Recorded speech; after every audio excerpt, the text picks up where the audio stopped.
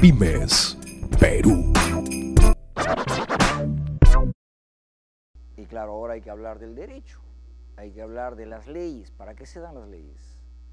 ¿Para encarpetarlo o para cumplirlo? La respuesta la tienen nuestros expertos. Victorino Fernández, ¿cómo estás? ¿Cómo está, Rómulo? Buenas noches. Bueno, un programa más de la Defensoría Pymes en el programa Pymes Perú. Exactamente, para hablar de los temas, en este caso de transportes, un experto, el comandante Miguel Dulanto Cáceres, comandante PNP, ¿no? Policía Nacional del Perú. Bienvenido, comandante. Muy buenas noches, gracias por la oportunidad. Y efectivamente, el problema de transporte en Lima Metropolitana está bastante álgido y muy problemático. Lamentablemente eso se deriva en la cantidad de accidentes de tránsito que continuamos viendo día a día en nuestras pistas, no solamente en la ciudad capital, sino en el interior del país, por la falta principalmente de una verdadera cultura vial hacia los transportistas, hacia los pasajeros y a los mismos peatones que muchas veces son los causantes de estos accidentes de tránsito que lamentablemente, en vez de disminuir año a año, están en aumento.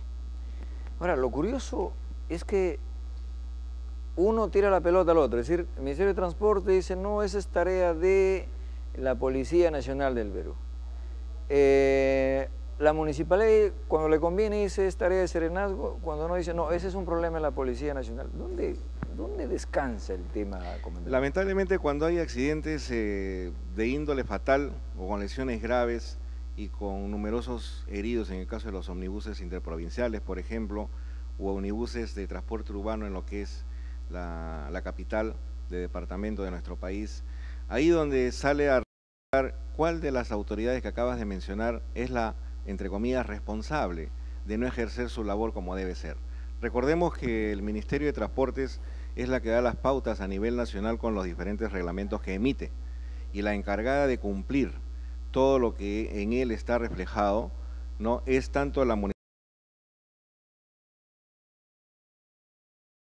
Un tema importante, por ejemplo, que tú mencionaste, Rómulo, al inicio de la evaluación de los maestros, 1.45, ese es de verdad que es deplorable y rechazable al mismo tiempo.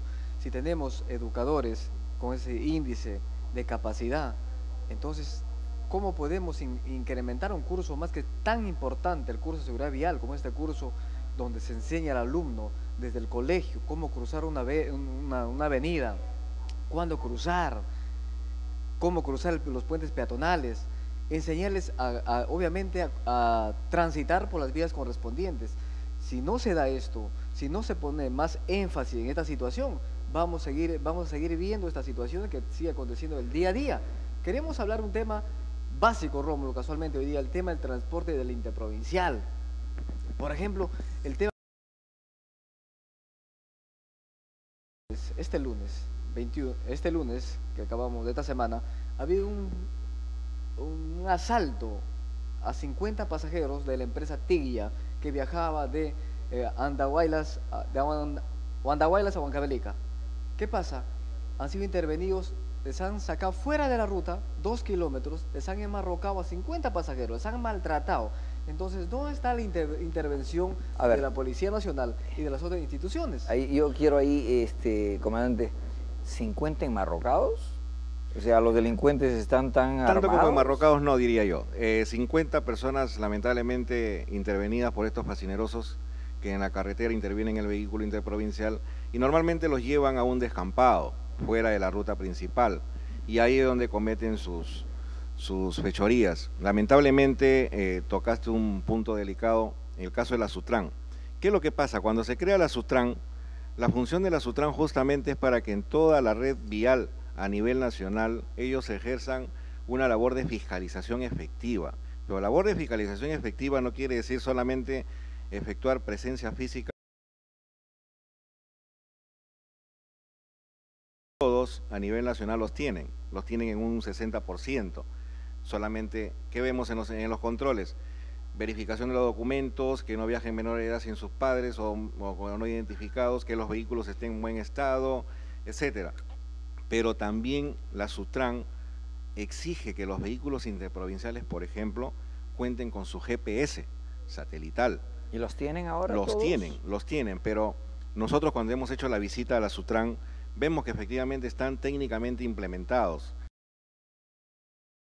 Están monitoreadas todas las rutas a nivel nacional y parte de la labor de ellos es justamente ver que si en un punto X entre Ica y Arequipa, por ejemplo, uno de los buses que se desplaza normalmente se detiene por más de 5 o 10 minutos, es motivo de una novedad. Algo está pasando, o se malogró o lo están asaltando. Si lo están asaltando, se malogró, igual la función de la Sutran es comunicar a la Policía de Carreteras para que intervenga, en este caso, más de media hora o una hora que se da en las vías, por ejemplo, la vía Libertadores.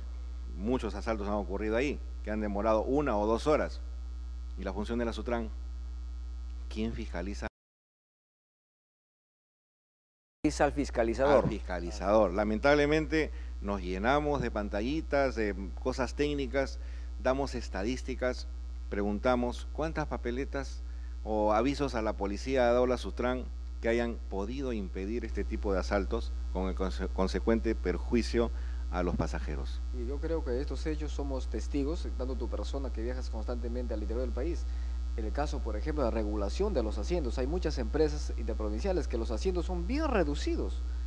¿Dónde está la intervención de las autoridades, por ejemplo? O también los mismos pasajeros, ¿por qué no nos quejamos? ¿Por qué no denunciamos esos hechos? Si está reglamentado, si está hecho en la norma, está el reglamento para ejecutarse. El problema también es de nosotros, que nosotros soportamos el hecho. Bueno, como quiero llegar al destino, bueno, como sea. No, pero hay muchas poder denuncias. El problema... En ese aspecto que acaba de tocar él, es importante, por ejemplo, y lamentablemente ya son comentarios que no nos hacen caso. A los que conocemos el tema no nos hacen caso. Un caso simple, lo del asiento, mira. Está reglamentado, por ejemplo, que los vehículos de transporte urbano de pasajeros y los interprovinciales. Pero hablemos de Lima, por ejemplo. El siguiente que está adelante, por norma, está reglamentado. No deben tener menos de 90 centímetros de distancia hacia el respaldar del asiento que está adelante. Usted, yo, todos los usuarios de los micros, hemos ido y a veces tenemos que ir de costado porque no entramos en los asientos. Preguntamos, Sutran, que está a cargo de la revisión, la planta de revisiones técnicas, que ejerce la supervisión, ¿cómo permite que le den el visto bueno? A eso vamos. ¿Cómo permiten que le den el visto bueno a ese tipo de vehículos? Y el pasajero va muy incómodo. ¿Les preocupa la situación, la comodidad del pasajero? No les preocupa, pues. Ahí hay un tema, una gran interrogante. Ahora, yo siempre me he preguntado, ¿y cómo funcionó este tema del cinturón el cinturón de seguridad? ¿Qué es por una campaña agresiva que lamentablemente se tuvo que implementar a raíz de la cantidad de accidentes de tránsito que existían. Y lamentablemente la mayoría, si hablamos de porcentaje, la mayoría de ellos justamente fue que los vehículos impactaban, choques por alcance, lo denominado choque por alcance, y salían el conductor, el copiloto, los menores que iban en el asiento de atrás sin cinturón, salían disparados, ¿no? por el parabrisas delantero, por de seguridad. Pero así como eso hay infinidad, tenemos los problemas, por ejemplo, del exceso de velocidad.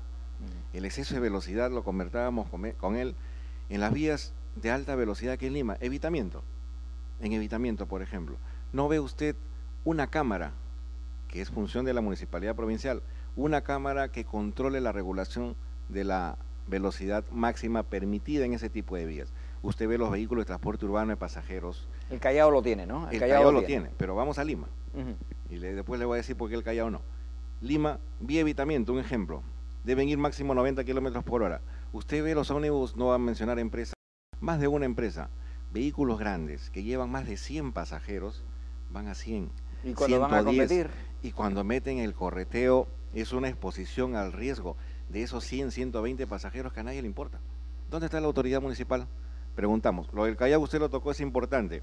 Hasta el año 2009, el Callao era una de las provincias que tenía el mayor índice de accidente de tránsito, ¿cierto? Así es. De todo tipo, especialmente choques con volcadura, choques por alcance, con mucha cantidad de lesionados graves y muertos. Se implementó, mucho no le gustaba. Ve usted, del 100% ha bajado el 95% de siniestralidad en el Callao. Muy importante. Bajo ese control. Muy importante. ¿Por qué Lima no lo puede hacer? Sí, pues, comandante, vamos a pedirle estar obviamente en muchas ocasiones, porque la verdad que este es un tema muy amplio, hay que abordar tema por tema. Temas, ¿no? Victorino, tú te encargarás de ver esta parte en la Defensoría Pymes, hay ciertamente muchas cosas que hablar también que le corresponde al empresario del transporte, no todo. Entonces aquí hay que poner las cartas en la mesa y hacer uso del medio de difusión de carácter orientador. Y orientar al empresario, orientar también al usuario. Así es. Porque muchas veces el usuario que es pasajero o viandante desconoce, por ejemplo, cuando tiene una caída de pasajero, que es lo más leve que podemos tener en accidente de tránsito, pero igual riesgoso. Sí, ¿No? pues. No sabe cómo hacer uso de su derecho para que utilice su SOAT y las atenciones médicas las reciba adecuadamente. En fin, Perfecto. son un sinnúmero de casos. Perfecto, sí, hay varios casos, vamos a tener que abordarlo en varios otros segmentos. Pymes Perú.